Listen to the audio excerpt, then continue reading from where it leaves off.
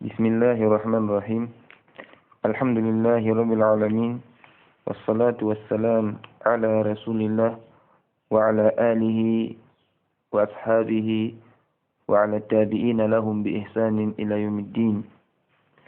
Dans la rubrique أطفال حول الرسول صلى الله عليه وعلى آله وصحبه وسلم, nous voulons poursuivre la lecture de la biographie du compagnon généreux Abdullah ibn Abbas radiallahu anhuma.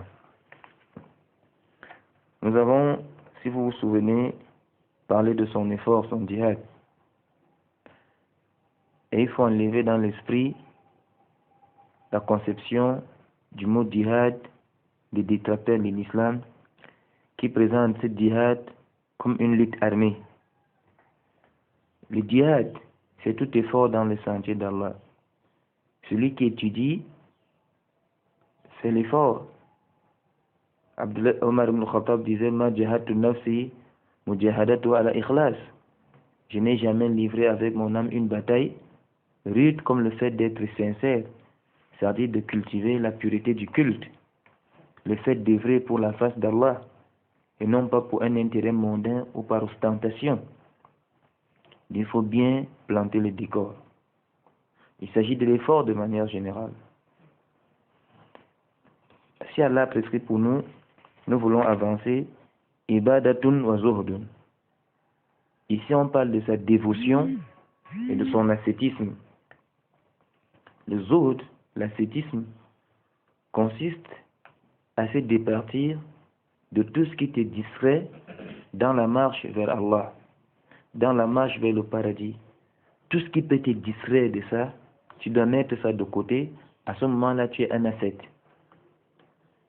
Généralement, les ascètes, c'est des gens qui se contentent du peu dans ce monde, ne font pas des excès.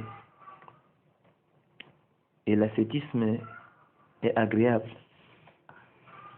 Là, un compagnon est venu demander au messager d'Allah, alayhi salatu wassalam, recommande-moi une chose qui va attirer sur moi l'amour d'Allah et l'amour des hommes. La beauté de l'islam n'exclut pas le fait de chercher à se faire aimer aussi par les hommes. À la seule différence qu'il faut prendre des causes licites, pour se faire aimer par les hommes. Ça veut dire quoi? Ça veut dire que je ne peux pas laisser les gens faire du faux sans les mettre en garde parce que je veux qu'ils m'aiment. Si des gens font le faux, il faut que je leur dise c'est faux. Je donne le bon conseil. C'est pas parce que je vais m'attirer ou je vais attirer sur moi l'amour des gens que je deviens injuste envers eux et envers moi. Non, il faut rester dans le convenable. Mais il ne faut pas porter atteinte, il ne faut pas faire des injustices. En d'autres termes. Le prophète sallallahu alayhi wa sallam a dit Izhad fi dunya yuhibbuka Allah. Izhad bima fi nas yuhibbuka nas. Détourne ton cœur de ce bas monde, Allah va t'aimer. Détourne ton cœur de ce que les gens ont, ils vont t'aimer. Si quelqu'un se rend compte que tout ce qu'il a t'intéresse, tu apprécies sa chevelure, tu apprécies sa maison, tu apprécies ses canapés, tu apprécies sa voiture, tu apprécies ses habits, tu apprécies ses chaussures, tu es toujours en train de faire des takbirat, Allah Akbar, regarde un boubou, Allah Akbar, regarde une robe, oh regarde un soulier, regarde une chaussure, Masha'Allah, tu as acheté ça où? La personne va se sentir gênée et la personne va te trouver un peu louche. Là, quand tu demandes à Allah subhanahu wa ta'ala de te couvrir de ses faveurs. Voilà, il dit لم يكن ابن عباس رضي الله عنهما إمام العلماء وقائد الأذكياء فحسب. Abdullah ibn Abbas n'était pas simplement l'imam des érudits et le leader des pieux. بل كان فارس العباد وزهاد منذ أن كان غلاما صغيرا في بيت رسول الله. Mais en plus de ça, il était un dévot de la très grande échelle et un ascète depuis qu'il était tout petit dans la maison du prophète Muhammad sallallahu alayhi wa ala alihi wa sallam. فكان بيت النبي صلى الله عليه وسلم هو المدرسة الأولى التي درس فيها ابن عباس. Et la maison du prophète Mohammed sallallahu alayhi wa ala alihi wa sallam était la toute première école dans laquelle a étudié Abdullah ibn Abbas. Parce que la maison du prophète sallallahu alayhi wa sallam était la maison de la révélation. C'était la maison de la dévotion. Vous vous souvenez que le prophète sallallahu alayhi wa sallam se levait dans la nuit pour répondre à l'appel d'Allah azza wa jal qui dit ya ayyuhal muzammil qumil layla illa qalila nisfa winkus minhu qalila wa zid alayhi wa rattilil qur'ana tartila. Lève-toi une partie de la nuit pour prier. Et le prophète sallallahu alayhi wa sallam répondait à l'appel d'Allah. Il priait tellement qu'il restait debout alayhi salatu wa sallam jusqu'à ce que ses pieds s'enflaient. Abdullah ibn Abbas, qui était le neveu de l'épouse du prophète sallallahu alayhi wa sallam, allait de temps en temps chez sa tante pour voir comment le prophète sallallahu alayhi wa sallam adorait Allah afin de suivre l'exemple d'adoration du prophète Muhammad sallallahu alayhi wa sallam. C'est pourquoi on dit que c'était la toute première école dans laquelle s'est abrévé de sciences Abdullah ibn Abbas radiallahu anhuma. Cette école-là, c'est que l'ibada wa zoud. Donc c'était la première école où il a appris à comprendre l'essence de la dévotion et de l'ascétisme.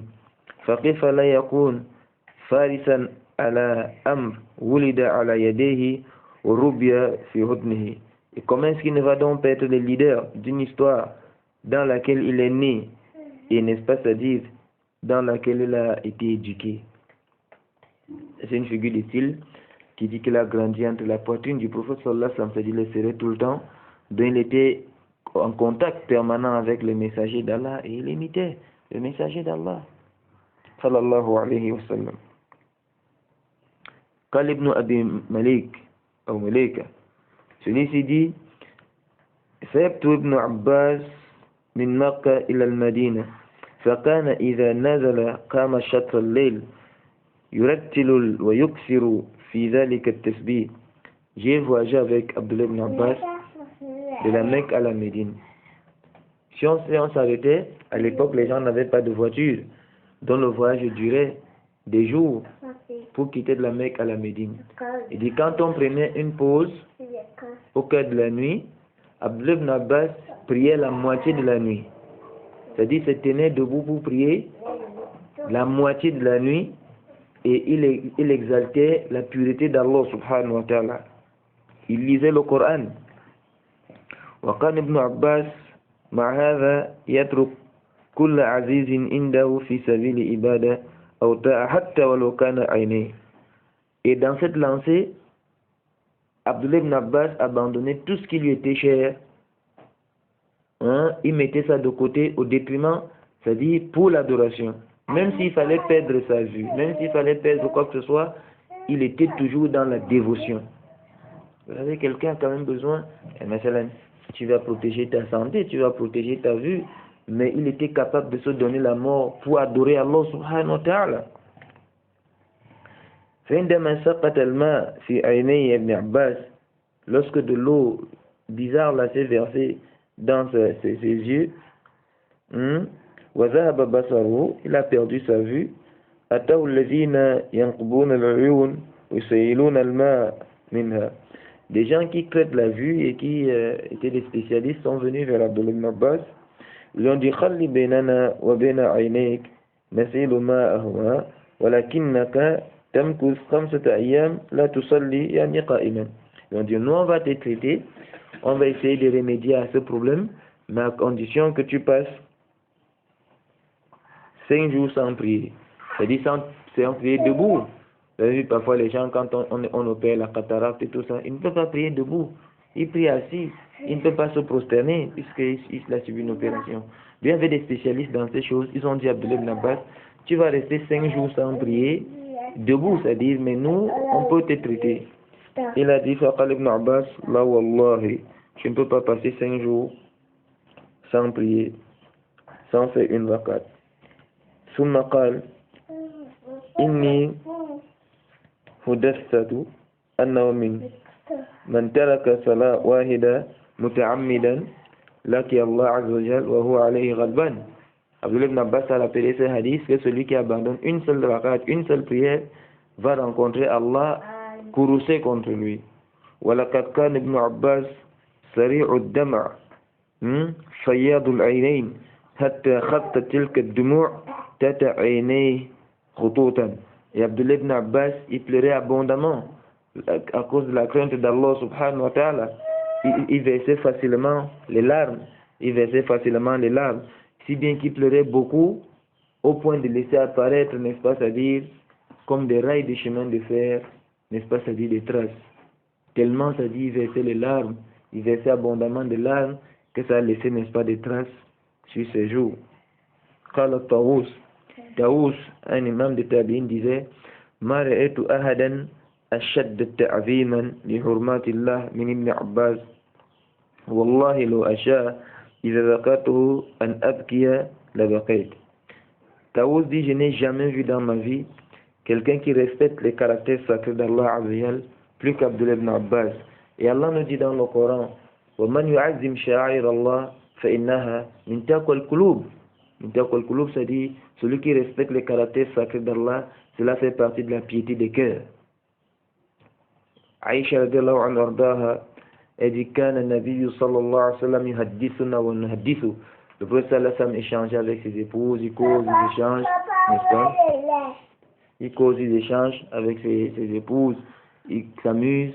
لكن إذا حضرت الصلاة, mais dès que l'heure de la prière venait, كأنه لا يعرفنا ولا نعرفه. Il devenait comme quelqu'un qui ne nous connaît plus, parce qu'il fallait répondre à l'appel d'Allah Azza wa Jal. Il dit, je n'ai jamais vu dans ma vie quelqu'un qui n'est-ce pas, respecte les caractères sacrés d'Allah Azza comme Abdullah ibn Abbas. Et si je voulais me souvenir de lui en pleurant, je le ferais, parce qu'il a tellement marqué par sa piété, son ascétisme et sa dévotion et son adoration.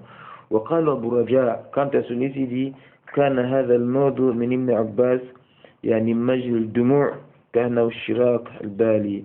Et Abdullah ibn Abbas, tellement il versait des larmes et pleurait, n'est-ce pas, que les traces laissées étaient comme, n'est-ce pas, des cordes avec lesquelles on nous les souliers.